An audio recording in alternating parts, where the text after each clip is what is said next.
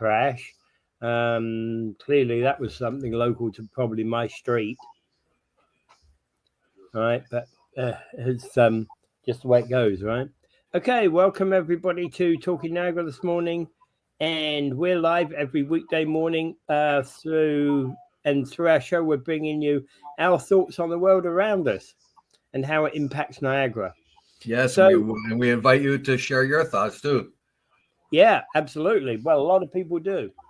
We always get. I'm 98% right about everything, but I do need that help in that last 2%.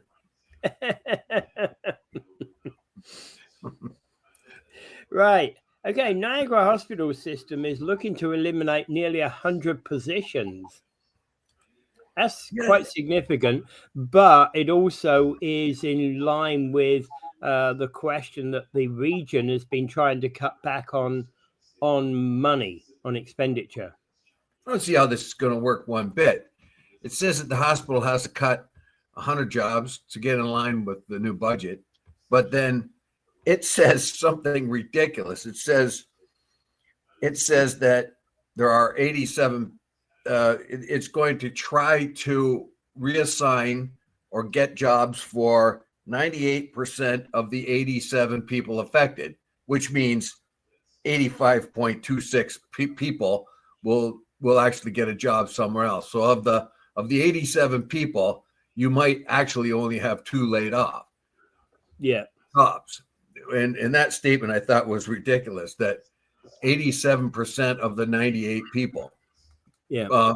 Seriously? Well, 88 of these jobs are unionized, 10 non-union.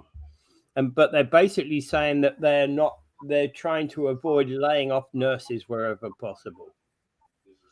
They won't lay off the nurses. They need the nurses. They are hard to replace. I think what it is just certain areas of where the hospital and the health system in and around directs their staff. They just redirect them in other places where it's needed. Yeah, I know my niece is a nurse. Well, and she could get a job anywhere, anytime. It's just there are just so many. Just everybody just needs it, needs them. Well, and the other thing about that is that these are probably in things like porters and the like, but usually it's more difficult to get rid of unionized jobs. Well, it is, but it isn't. It depends. Like you can, if you don't have the wherewithal to pay them, you lay them off. Yeah. Of course, the union is going to try to protect your job, and in this particular case, it looks like they're trying to redirect the staff other places. But you already got a lot of trained staff, and what you don't really want to do is get rid of them, because a little later on you're going to need them back again. Yeah. Maybe not this year, but next year, when obviously the healthcare needs of the area is only going to grow. So what you do now is you have a budget that can't tolerate X amount of jobs in the hospital, so you take your healthcare workers and put them somewhere else in the system. But it really isn't really a net sort of loss, really. Well, they're hoping the net savings for the taxpayer, because all it means is you're going to take them from here, the hospital, and put them in other areas of healthcare. And when the hospital needs them back again, they'll suck them back out of those areas, I guess. It's kind of confusing, the article is. Yeah. Well, and they're also talking about 87% of the cuts will be absorbed through vacancies and redeployment rather than direct. 87% of 98 people, which means 85 people. Yeah. Right. You might get one or two. That in and of itself is actually confusing. Right? Because it's a dumb statement. It's a dumb statement. Yeah. 87% of the 98 people.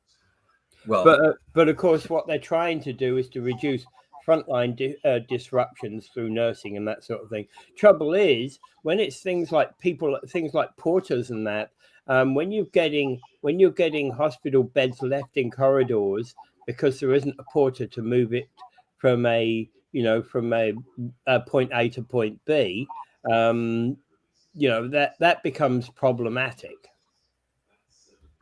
Well, what you want to do too here,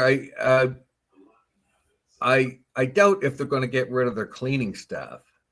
Cleaning staff, you think of cleaning staff as just like an easy job. You go in there with a mop and all that. I've worked in hospitals and the cleaning staff and how they clean the rooms and stuff like that. Since I've been there, they've even made that even more strict. You have to be able to have a cleaner go in and in 15 minutes make sure that whole room is disinfected. That's the beds, the walls, the everything. So they have to go in if there's an emergency and they need that room. Cleaning staff, and they got one person out. The cleaning staff goes in, and they got to make sure that room qualifies for another person in 15 minutes. That's the timeline to do it. And you cannot train any staff to do that quickly unless they've been doing it for a while. So what you don't want to do is get rid of your cleaning staff. But I think you could probably get rid of levels of management, which was always being a bit of a problem with. It's endless bureaucracy, which is always a problem in any governmental managed area. Yeah, you got a lot of politics going on there, and but you know what? Generally speaking, I'd have to say that places like Niagara Health, places like Ontario Health generally have way fewer levels of bureaucracy in their system than, for example, the British National Health Service. Well, I don't know anything about that, but in any case, we got a budget. We got to cut 100. We're not really cutting them. That's what this article says. The hospital's cutting, but we're not really cutting them. Yeah, so because if we're not really cutting them, where are we going to get the $26 million in savings? I don't know. That was my whole point. Yeah. Are we really going to get it? I mean, the hospital itself might get the savings, but it only spills over into other parts of the healthcare system. Yeah, but and it sounds like so the hospital itself may save that $26 million, but that extra cost that savings is now put upon the other parts of the healthcare system, which will now have to pick that up because they need the staff anyway. So I don't know the hospital itself. How does that compare with the healthcare receipts overall? If you take Niagara Health Care System and say how much does it cost, and you can point to the hospital and say, okay, we're going to save $26 million here, but then you see cost of other parts of the healthcare system inflate by $26 million. Obviously, that's going to happen if they're going to reemploy just about everybody they just laid off. Where really is the savings? Yeah. All it is shuffling it's just a shell game, basically. We'll take them from here and put them over there. Look, here's our hospital. It's $26 million less, but our healthcare system didn't save a dime because those people went somewhere else to work and they're still employed. And I love Rick's statement. Maybe the layoff will create free parking. Nah, it'll double the cost of parking, mate. Well, that's a ship that sailed. You'll never get free parking again. Yeah.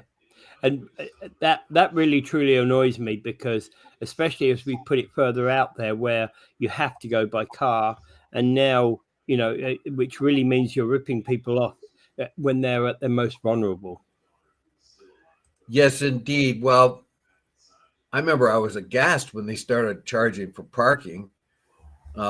Everywhere, like Brock University, all the hospitals, any public place, all had free parking. You just expected it. When they started charging for parking, I felt insulted. Yeah. But then, of course, when it's described to me as well, that's the money that takes to resurface the parking lot and all that other, and that shouldn't really be the taxpayer at large. It should be a user fee and all that. That sort of does make sense. But on the other hand, I'm thinking, my point has always been you're at the lowest when you're actually going to hospital. There's a possibility, maybe not right now the point that you're visiting the hospital, but there is a possibility that as a result of your hospital visit, things could become a lot worse for you personally, because your health is no longer, is now highly questionable, and now you might well be on end up on disability or other things, or worse. Yeah. Right. So that's at a point when you're low, when you actually need all the support you can get. Yep. Right. Yeah. So I don't know. Yeah. And basically, it's saying that even if nurses are spared the reductions in support staff, environmental services, clerical, technical staff can ripple into longer wait times, slower service, and heavier workloads for the remaining staff. Yeah. So I don't know. And if you talk to anybody in a hospital, nurses run around all the time. They're exhausted by the end of their shifts. Most of them do 12-hour shifts now, but still, they can't even go use the washroom half the time. Okay, Rick points out one thing. They even charge the doctors to park. No, that's ridiculous. Yeah, that's dumb. Doctors and nurses and staff shouldn't have money taken out of their wages to park. No, you should facilitate a place to park for your employees at all times anyway. That's just dumb. Yeah. But it's the government. You know how dumb they are? They'll charge the doctors and nurses, but then allow them an extra bit on their paycheck for parking. So, okay, you got to pay for the parking, but we'll add the parking to your paycheck. Yeah. If it costs you $15 a day, we'll add $15 to your paycheck every day. Which would be another bureaucratic mind boggle. That's a bureaucratic nonsense, right? That's government. Yeah. That's a bureaucratic nonsense. Okay. Canada is reaching a landmark energy agreement, and there's going to be a new privately financed pipeline across country.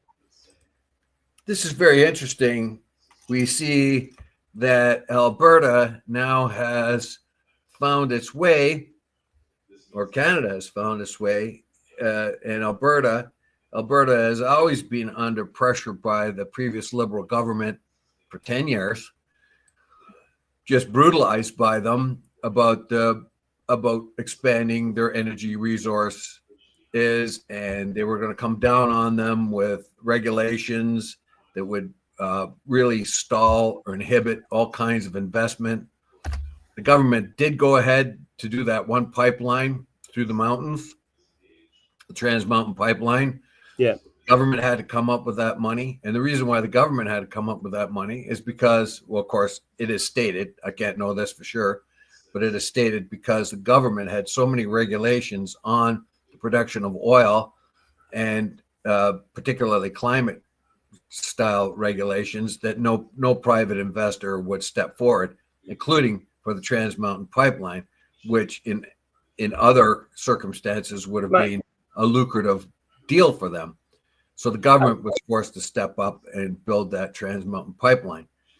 I noticed one thing about this. It's a bitumen pipeline carrying 1 million barrels per day from Alberta's oil patch to the Pacific Export Terminal.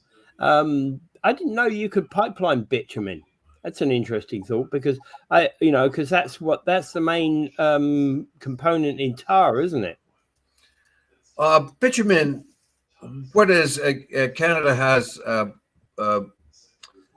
heavy crude, and that's bitumen, basically. Oh, okay. Yeah. Okay. It's the same kind of stuff that comes out of Venezuela. Okay. Very heavy crude.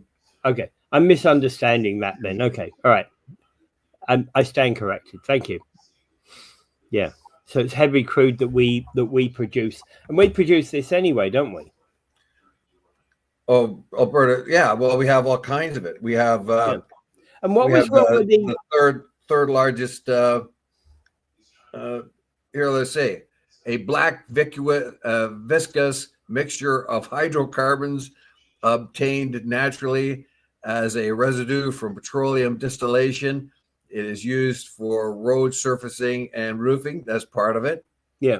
And I'll get the bitumen pipeline thing too. If I get bitumen.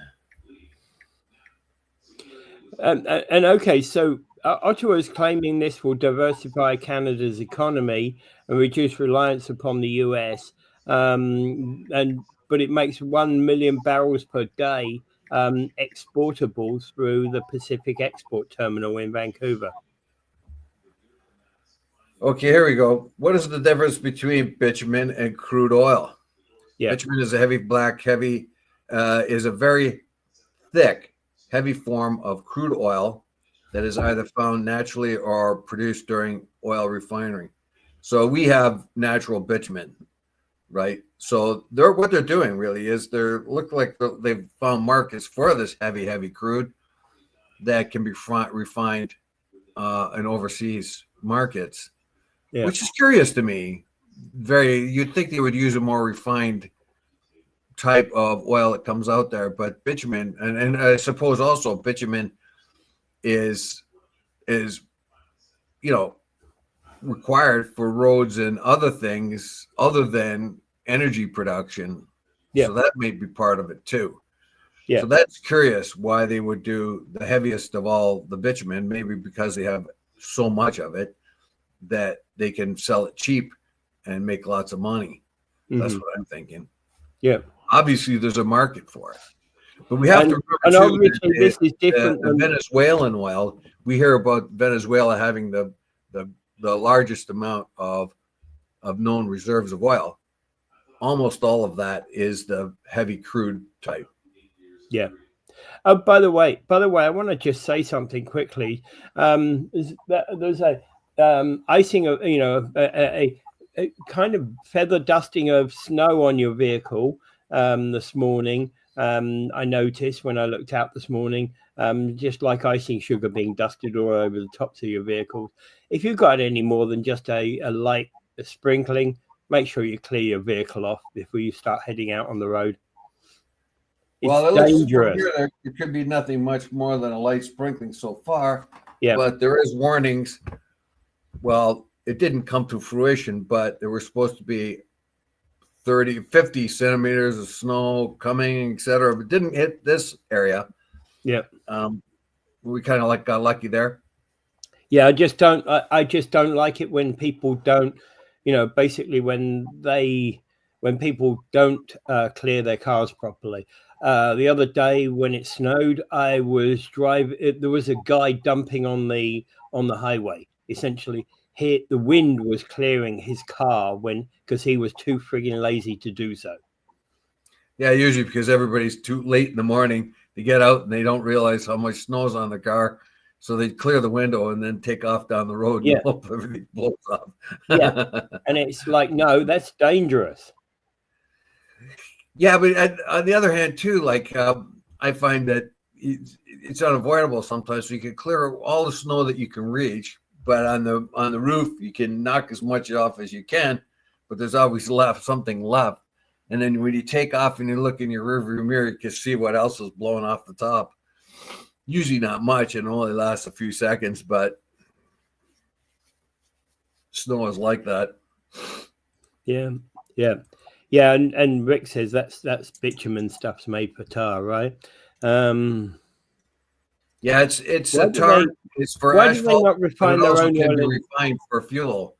So the bitumen pipeline is a very, very curious thing because they're talking about supplying energy to energy hungry Far East, South Asia. But if you're sending them bitumen, how is that easily refined? So it's kind of interesting. Yeah, they have a market for this bitumen. And here's a crucial question: why do we not refine oil in Alberta? Well, if we refined it, we can then use a pipeline for the refined product. No, you can't.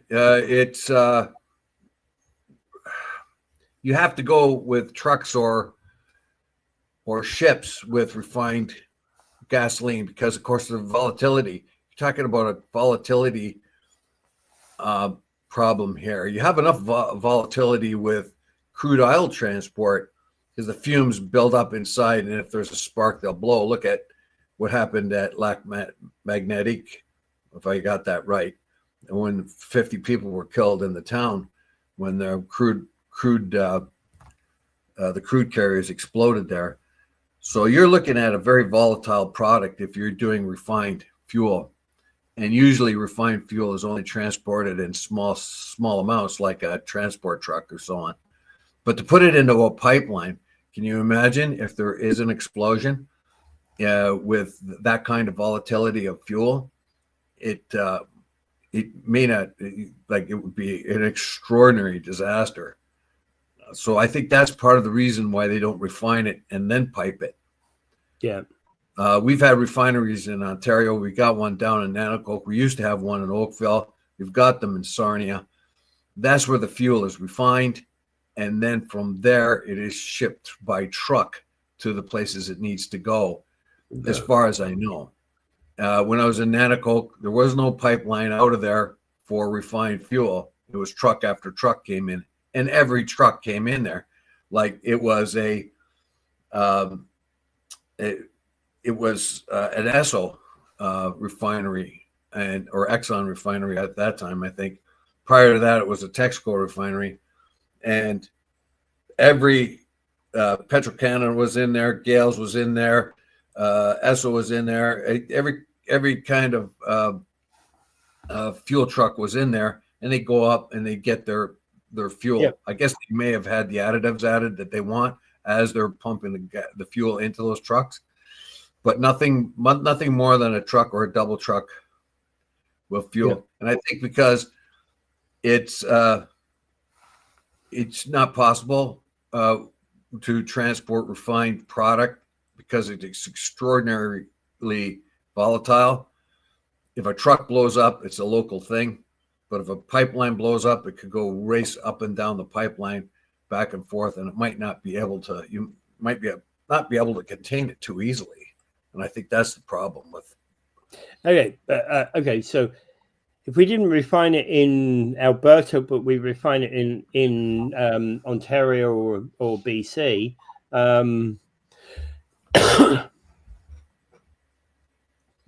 That might change. The big refineries in the States, as we mentioned before too, the big refineries in the States along the Texas coast there, they were built primarily to take on Venezuelan crude because they thought that's where it was coming from, and that's why they made the refineries heavy crude adaptable.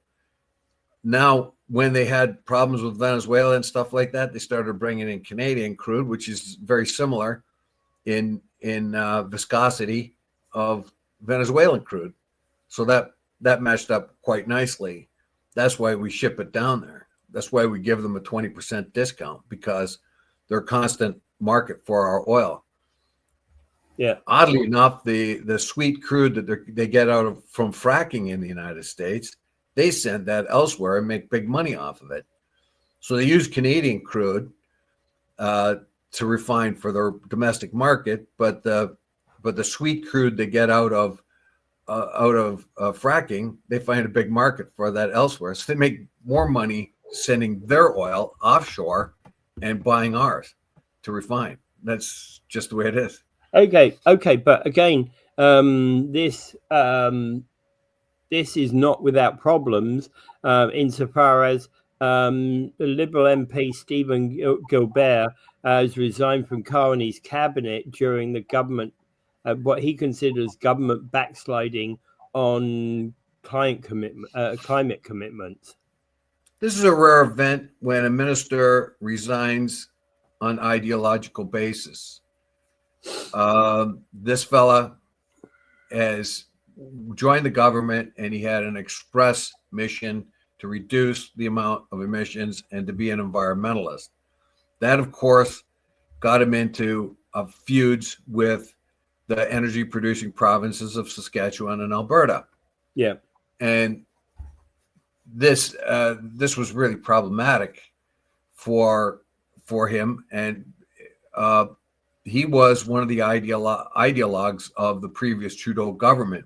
We've seen that almost every one of those ideological ministers have now been weeded out or transformed more towards centrist type ideology.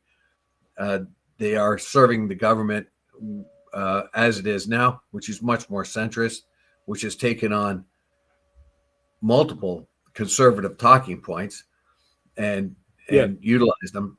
It is very clear to the government that if you do not sell your energy now, other people will sell it. You'll get, if you've got oil in the ground, if you don't get it to market, somebody else will get theirs to market. We have a very peaceful nation. We can produce oil without interruption, and we can supply the market. That's what the Canadian government now sees. Canadian government prior to Carney sees, oh, we got to reduce our carbon footprint at all cost. But to reduce our carbon footprint only for Saudi Arabia to increase their carbon footprint didn't make any sense to a lot of people. So if Canada reduces its production of oil, it'll only be made up somewhere else in the world by somebody else increasing their production. I think that's what the Liberals have seen so far. But this guy has to, he has to retire because of his ideological, his belief system. Yeah. Although he will stay on with the government, but he's very disappointed at environmental things, you know. Yeah. Yeah. Okay. So I don't know whether I should even produce this comment. You're correct, Dave. You may know more than me. Hey, stop it, Rick. You'll swell his head. Oh, I need a neck brace. I need a neck brace.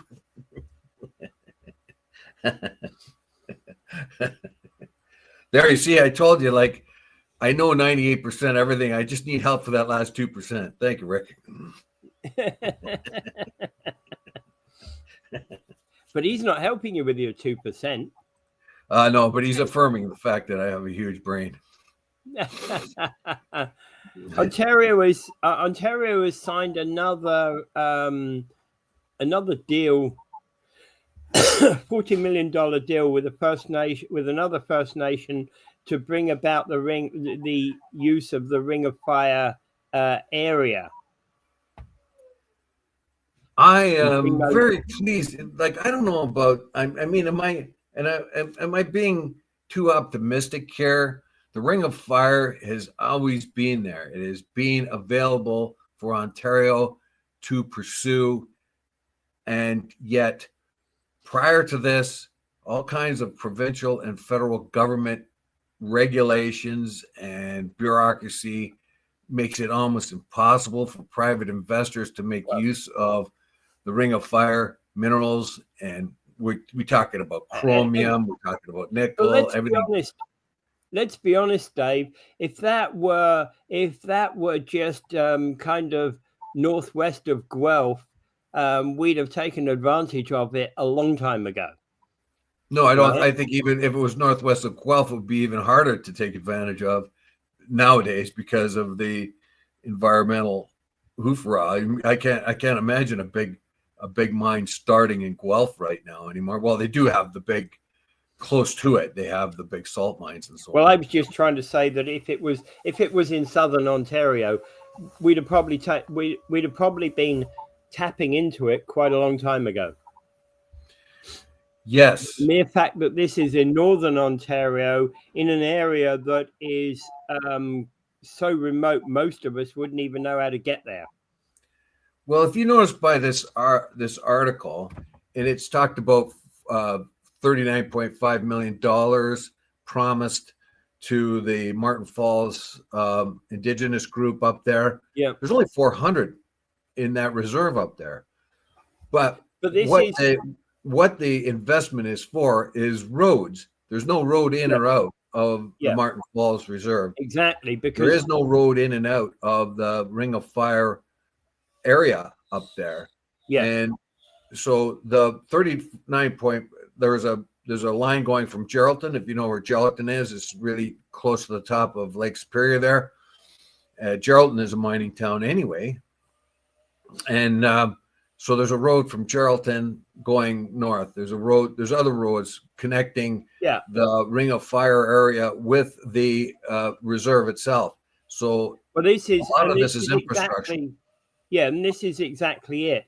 The Webiki Supply Road needs to be will become an all-season road that will connect Webiki First Nations to the Ring of Fire. The Northern Road Link project would connect the proposed Martin Falls Community Access Road and the Webik Supply Road to the Ring of Fire. And the Geraldton's Main Street Rehabilitation Centre project, nearly 62 million to bring road infrastructure project in Greenston to the province. So that opens up the roads to the Ring of Fire.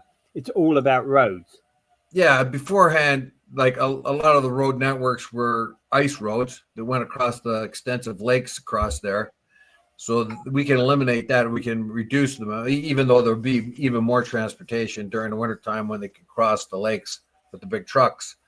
But I mean, you're looking at an area up there that has 10 months of winter and 2 months of bad ice.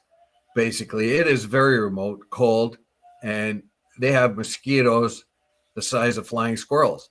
So you're gonna and black flies that will suck the juice right out of your brain with one bite. That's how huge they are. So you're looking at some pretty remote areas up there, and it's going to be tough. But this is going to open up this land. So first of all, you got to get to the indigenous nations. They own the land. We need a road that cuts through your reserve. So we've got lots of money for you, and we've got prospects of jobs. If you have an isolated population of 400, I mean, suddenly a road going in there, they can get to appointments they need. They can get jobs now. They don't have to be trappers and hunters all the time. They can get other jobs. And that's a big, big problem with our Native people on reservations. They're isolated. They have no opportunities and things like that. We just throw money at them here. Here's some more money. We'll feed you. We'll put a house over you, and we'll ignore you. Now that can't happen. It's a good thing for the Native groups that now opens up that area, puts roads through it so they can use those roads. And it was also because it's got roads, basically you can truck whatever is required out of the Ring of Fire area down to wherever it's going to be processed and to the factories and, everywhere else that makes use of that particular material. Yeah, you're talking about the Hudson Bay lowlands there. That's pretty, it was pretty tough getting there, right? Yeah. You have to go through the Canadian Shield to get there. And then when you get to the lowlands, the Hudson Bay lowlands, then there are other, other challenges. But to get there, that's the thing.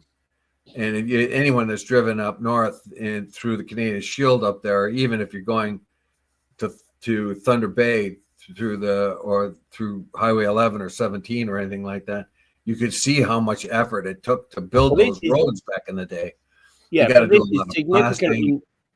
this is significantly north of Thunder Bay.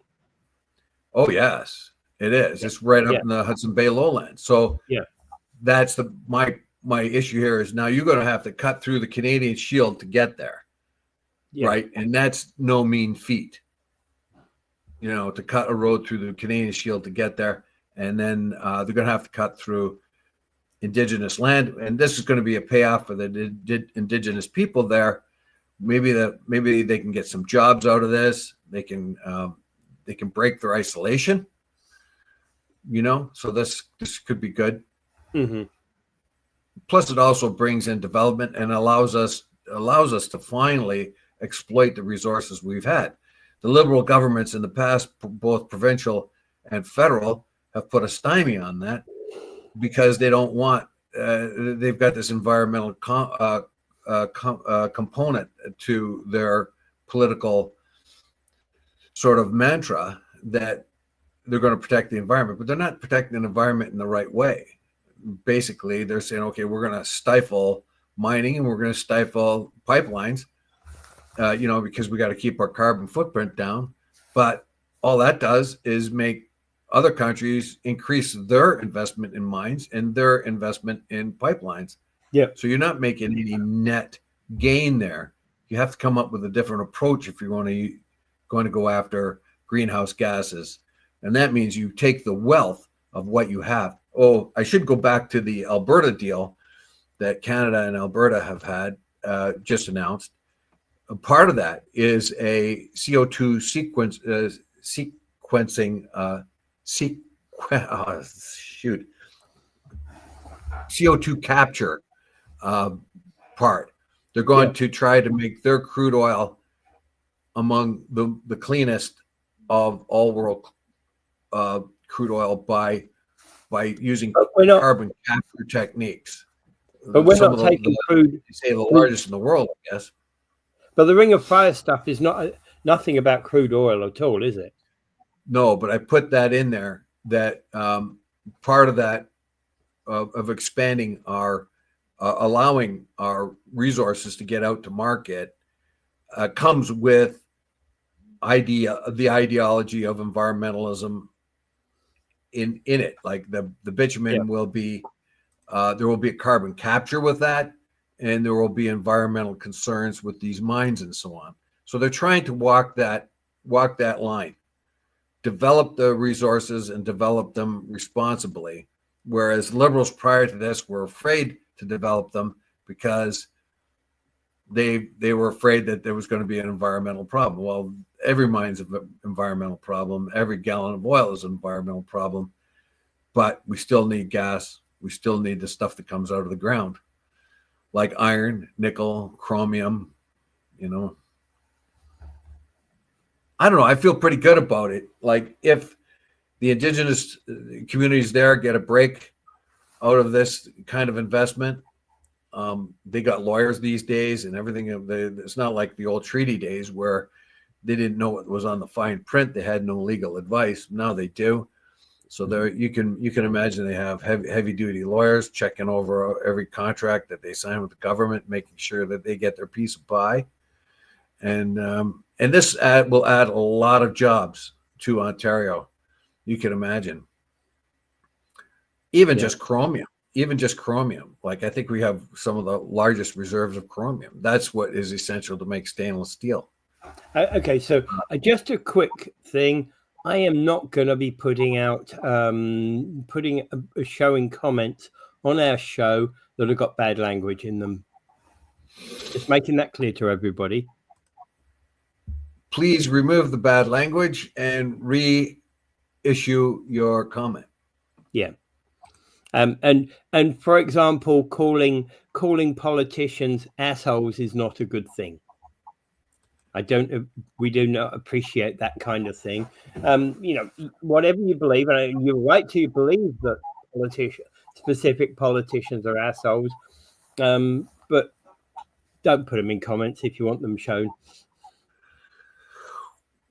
Also, it's an easy way out. I do that myself too. I call politicians names myself, but after I do it, I think, well, it's kind of an easy way out because I don't know how else to describe them sometimes if they frustrate what I think, So that is kind of an easy way out of and it's frustration and rage, and I get it. I do the same thing, but it usually it's usually just the easy way out of trying to explain what a politician does.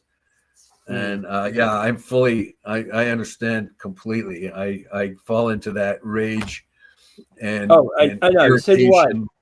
Do I. And I might make a first draft which is full of rage, but then I tone it down. Yeah, and believe me, I feel for whoever's commenting because I've done the same thing. Seriously. And then I've had to go back and think, oh, yeah. but All right. we'll try to stay objective here. Yeah. And we love your comments, but just make sure they're not. Is it okay? Is it okay if we do it more politely?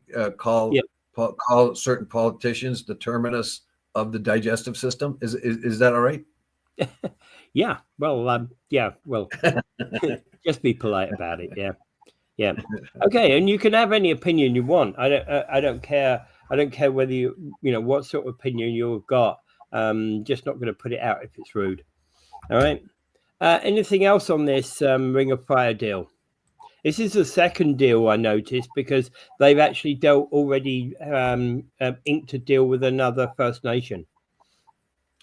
Yes, well, I'm glad to see there has been layers upon layers of government regulation, provincial and federal, because most of the mines have to have a federal regulation approval as well, which has bogged down these mines, made it impossible. The minimum amount of time to open a new mine was 15 years. That's under ridiculous. the last liberal, yes. So I think Carney's come along and said, "Oh, this is all stupid. We'll just fix a lot of the stuff that need not have been broken in the first place." Yeah, I'm not saying we shouldn't we should take we should take the environment and the care of the environment very seriously, but that doesn't mean to say that we just ignore. Well, the previous Ontario, the previous federal government wanted to reduce the carbon footprint of Canada, wanted to show Canada how wonderful we are and all that. So they put a very, very, they didn't know what other way to do it, but to restrict the amount of development we have that would produce carbon, which is just about everything. That would mean you restrict the amount of steel mills that were out there. You restrict the amount of mines. You restrict the amount of oil and stuff coming out of the country. And that way you reduce your carbon footprint. The only problem is the carbon footprint of other countries goes up. If you don't produce the oil, another country does. It's not like if you don't produce the oil, it's not going to get used. All it means is Saudi Arabia or Nigeria or somebody else ups their production when you reduce yours. Where is the net gain? There is no net gain. Same thing with all these mines. If you're not producing nickel or chromium or anything else in your mines, somebody else is somewhere else. Yeah. So you're not making any net gain. So if you're looking for carbon capture or carbon reduction, you have to do it in different ways. You can't restrict your own economy and think that's going to help. Yeah. All the production that you reduce or limit is being picked up by other countries. So you get no gain at all. As a matter of fact, it might be worse because they were producing the same minerals or oil with less oversight to the environment. Yeah. All right. Let's move. Is there anything else in relation to this Ring of Fire deal? I don't know. I'm just really happy about it. Yeah. Myself, I'm happy that it's opening up. I'm happy that it should be. Let's get the mines moving. The benefit of the Indigenous people up there. It's long overdue that they had a chance to break out and become part of a modern economy. So I think that in the long run, it's going to be good for the Indigenous communities up there. It's going to connect them with the rest of the world, and they won't be so isolated. We know how many challenges they have up there. Suicide rates are huge, all that.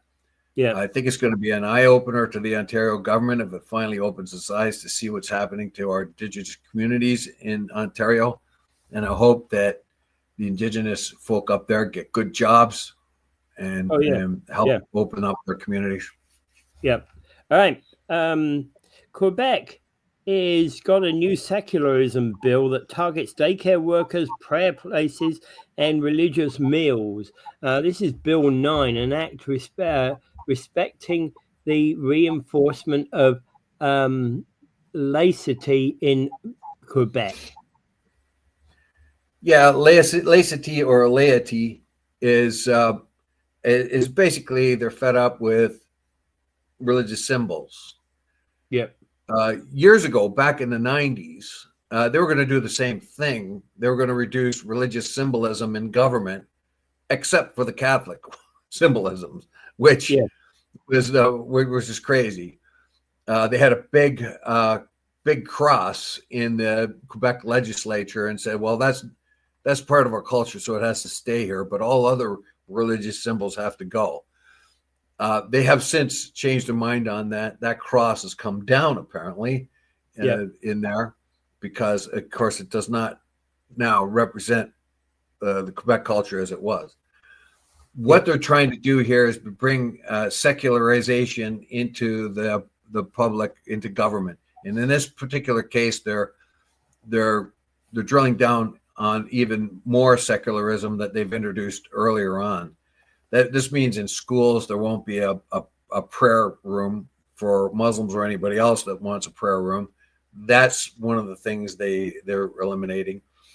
If you work for the government, you can't have a hijab, you can't have a kipka, you can't have a cross. Any symbol of okay. I'm not sure eliminating prayer rooms is a good thing, mind you, because and not just Islamic ones. Obviously, the Islamic one is important because of the 5 times a day for the prayers. But for other people, chapels and things are an important part of their daily routine. So praying for many people is a part of their daily routine.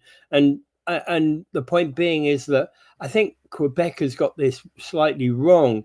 There's a difference between people's personal rights and that I wish to pray, and the public right to be able to just go on things in a secular way.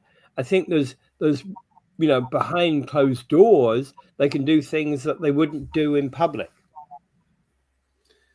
Well, I think the issue is here. Can you imagine a Jewish guy with a kippah coming into a government office, and on the other side of the bench is a Palestinian woman with with a hijab with on. the hijab on. Yeah. Right.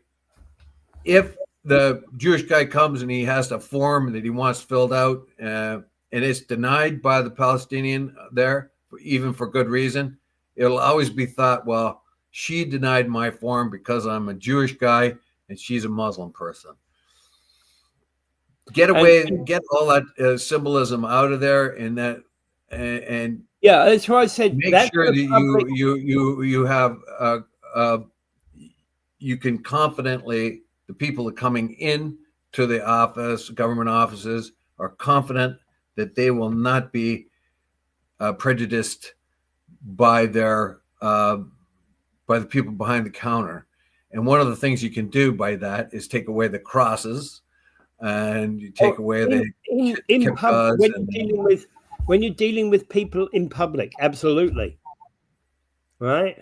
When you're dealing with people in public. But what I'm talking about is you can still have your faith. You can still have a prayer room behind the scenes, is what I'm talking about. Well, who's going to put up the money for that? It's a fair question. Yeah. And that's part of the issue here, is why should we provide prayer rooms basically for one religion, and it was basically for Islam. But I can't think of a prayer room that's there for Hindus or Sikhs or anyone else. I don't see that there might be a prayer room for Orthodox Jews who pray 3 times a day, I think. Exactly. The thing is, both. I've been to places where there have been prayer rooms, non-denominational prayer rooms, even open to the public. I believe there was one in an airport, but I don't remember. So is that the government's responsibility to make a prayer room for you? Not for me, but for anyone. There are people who wish to pray. Let them pray. Let them pray anywhere they want to. But is it our responsibility to come up with the money for a room for them to pray. That's the problem. No one's ever given me a room to pray. You can go to the hospitals and they'll have a chapel there set aside in the hospitals. That's supposed to be multi-denominational. But if you, why should you be going have in a school or any other government building? Why should you have a prayer room? Why? Because government is secular. Why should you? If you want to pray, you can pray. You can pray on your own time. You can pray wherever you want. It's up to you. But why should the government come up with the money for a room? Why? Well, yeah, and okay. Does prayer work? Not really part of this. Not part of this conversation. The point was about just people having rights to pray. But I don't know. I'm two ways on it because I'm not religious.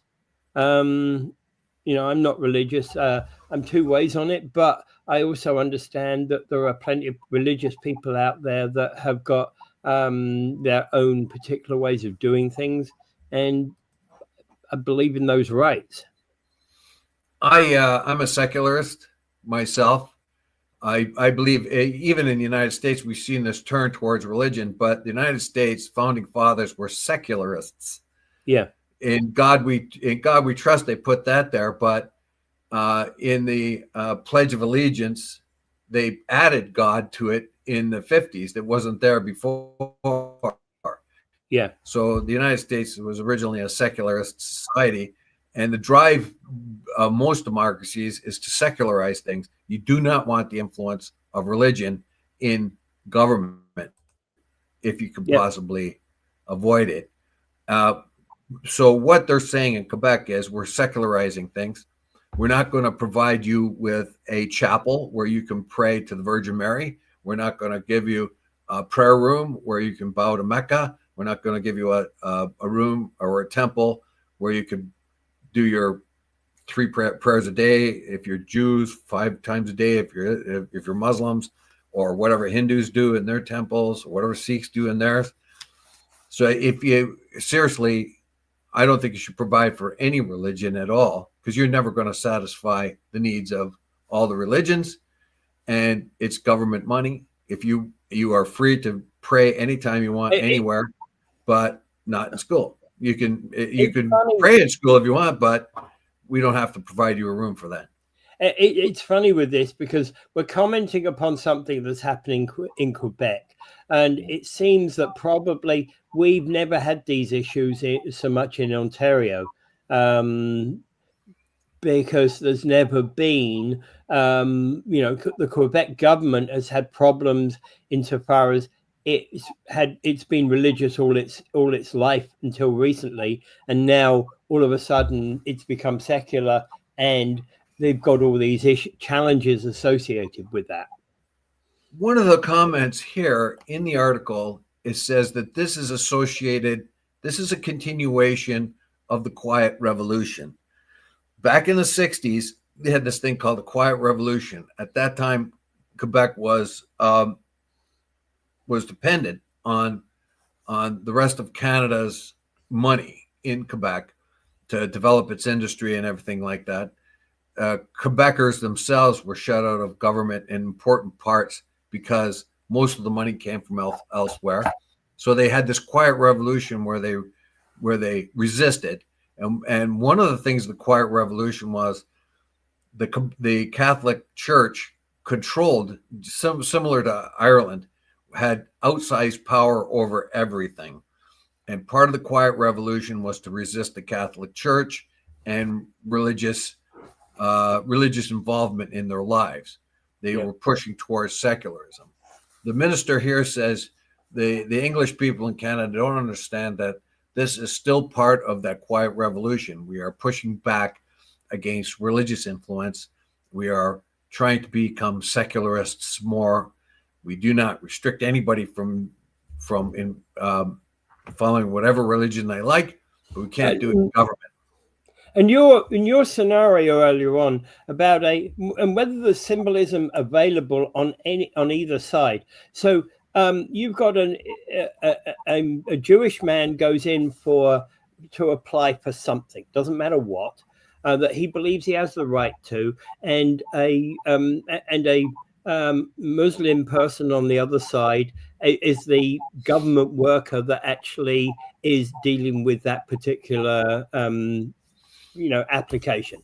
So there's the potential is there that there's, if that particular individual who believes he has a right to whatever he's applying for doesn't get granted that particular right, doesn't get granted that there's a chance he's going to blame the Islamic person, because I didn't get it because I'm a Jew. That's possible. And so too, also, if you're a Quebec resident and your family's been there for years, and you walk into an office and there's a Muslim person or a Jew on the other side that's wearing obvious religious stuff, and you can't understand them and you're not getting what you want, you could say, well, that's part of the reason is your heart. These people are not like me. They don't understand what I want. All kinds of issues can boil up over that. If everyone is secular and everybody looks the same, that can't happen. Those kind of resentments are far less likely. So can you imagine if somebody was in an office and there was a big long lineup and they decided to go to a room in the back to pray? It may only take 5 minutes, but imagine how many people in line would get all frosted. That's a different question entirely. That's actually a good question. That is a perfectly good example of what you were talking about before. Anyway, okay. Anything else in relation to this? I think that secularism's on this way. It cannot be resisted. I think that, and another part of this is what we haven't said yet, is that new immigrants must accept the Quebec way of life. And that's part of this bill, actually, is that the Quebec government is insisting that new immigrants accept the Quebec way of life. They don't want their culture to be dissipated by others having watering it down. And so the United States is a good example. Almost everybody accepts American lifestyle and becomes an American. But in Canada, you still have this thing where you are still an Italian Canadian or a Indian Canadian or a this or that Canadian, hyphenated Canadian. So they want more like the American style, blend in. You can have your religion, you can have all that, but blend in and become part of the Quebec culture. Yeah. Okay. What's this? Trump is going to. Oh, I'm just trying to quickly go through them. Trump's going to hijack the midterms. Yeah, he certainly is going to try. I think the National Guard, the young lady that was killed by the Afghan that's gone out of his mind, is going to help Trump right now. He's in a real bad place in the polls and everything else, and he seems to have miserable results everywhere, economically and foreign policy. But this Afghan shooting dead a National Guards woman, now will add fuel to his fire because he can deflect on this, and he already has. Yeah. He's already talked about getting rid of the Afghans and all this, and he's been able to say Biden again because he can say, oh, they were all brought in by Biden. If I was here, that would have happened. So he can deflect all these things and start to concentrate on that. And that will get results for him because, of course, we are now all afraid. Well, they are in the States all afraid of mass shooters and all that other stuff. Everybody's got a gun. This Afghani traveled all the way from Washington State to Washington, D.C. just to shoot a couple of National Guards people. For what reason? Who knows? That's out of order as well. That's weird, yeah. But then guns are the solution to everything in the States, it seems. Yeah. Mind you, we've got this same sort of issue here where driving a truck into a bundle of people seems to be our solution. Well, it's also the solution in the states where they can't get a gun, but at least there's a lot less of it. There are what we don't hear about up here is I think they got hundreds of mass shootings basically, which means four plus people were shot. They have those going on all the time in the states. Yeah. Particularly in the rougher areas but there's so many of them they don't make the news. Just locally, basically. It's only the big political ones that make it to the news now. Yeah, absolutely. I know. And you're right. It's almost every day. All right. Well, I think we kind of reached the end of end of our show time today. Yes, and I would just like to say that the Gaza thing. Well, I'm going to shift over to the West Bank now. The Israeli army got caught. A couple of Palestinians. They raided the Jenin refugee camp in the West Bank, and they brought out a couple of Palestinians surrendered. They were hiding, and just want to get out of there. And they called out to the Israeli soldiers, and they came out, and the Israeli soldiers had them crawl out, which they did, and then they told them to go back in where they came from, inside the building where they came from. So they checked them over, didn't have any weapons, put them back in the building, and then murdered them, shot them dead, and said that they were terrorists. They just did this. They didn't know they were being filmed. They summarily killed these guys.